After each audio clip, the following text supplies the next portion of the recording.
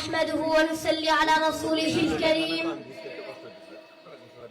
أما بعد فأعوذ بالله من الشيطان الرجيم بسم الله الرحمن الرحيم ঐতিহ্যবাহী দ্বীনি প্রতিষ্ঠান ফ্রেঞ্চগঞ্জ মোহাম্মদিয়া হিফজুল কোরআন মাদ্রাসার সাবেক শিক্ষার্থীদের শিক্ষা বান্ধব ও সামাজিক সংগঠন আল ইমতিহান ছাত্র কল্যাণ পরিষদের এক যুগ পূর্তি ও পুনর্মিলনী অনুষ্ঠানে আমার সময় বিভিন্ন জায়গা থেকে আগত দর্শক মন্ডলী বক্তব্যের প্রান্তে গ্রহণ করুন আন্তরিক শুভেচ্ছা অভিনন্দন। আজকে আমি পাশ্চাত্য সংস্কৃতি আগ্রাসন বিপরীতে মুসলিমদের করণীয় নিয়ে দুই চারটি কথা বলবো ইনশাআল্লাহ। পৃথিবীতে মুসলমানদের দমিয়ে রাখার জন্য অনেক ষড়যন্ত্র হচ্ছে, তার মধ্যে সাংস্কৃতিক ষড়যন্ত্র হচ্ছে অন্যতম।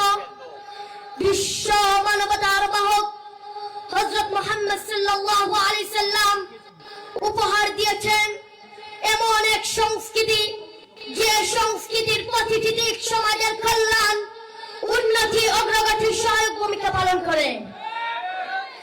ইসলামী সংস্কৃতি যখন মানুষকে দিনের আলো দেখাতে শুরু করলো, তখন সমাজের মানুষ হিংসা বিদ্বেষ ভুলে গিয়ে একতা দাঁড়াতে শুরু করলো। সবার মধ্যে ব্যক্তিত্ববোধ জাগ্রত হলো।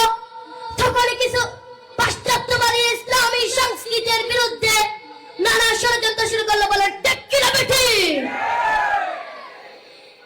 পাশ্চাত্য সংস্কৃতির ভয়াবহ আগ্রাসন মুসলিম তরুণ তরুণীদের মধ্যে ব্যাপকভাবে ছড়িয়ে পড়েছে।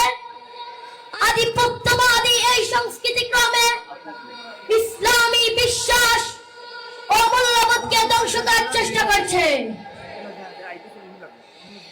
আধুনিকতা, স্বাধীনতা আর সাম্যের নামে তারা মুসলিম বিশ্বে অশ্লীলতার প্রসার ঘটাচ্ছে। মার্কিন নেতৃত্বে পশ্চিমা দেশগুলো চেষ্টা চালিয়ে যাচ্ছে তাদের লিবারেল ডেমোক্রেসি এবং সেকুলার মতবাদের বিস্তার ঘটাতে। ঠিক কিনা বেঠিক? তাদের লক্ষ্য হলো পশ্চিমা চিন্তা দেশের বাইরে যেসব ধর্ম, বিশ্বাস এবং মতবাদের অস্তিত্ব রয়েছে সেগুলোকে ব্যর্থ প্রমাণ করানো।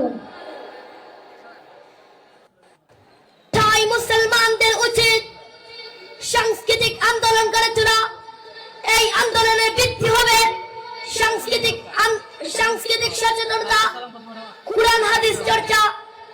মুসলিম সমাজকে সজাগ হতে হবে, প্রতিরোধ করার কৌশল রপ্ত করতে হবে। আজ গোটা বাংলাদেশে মানুষের জন্মদিন আসলে মানুষকে আমরা কেক কাটিয়ে সম্বর্ধনা দেওয়া হয়।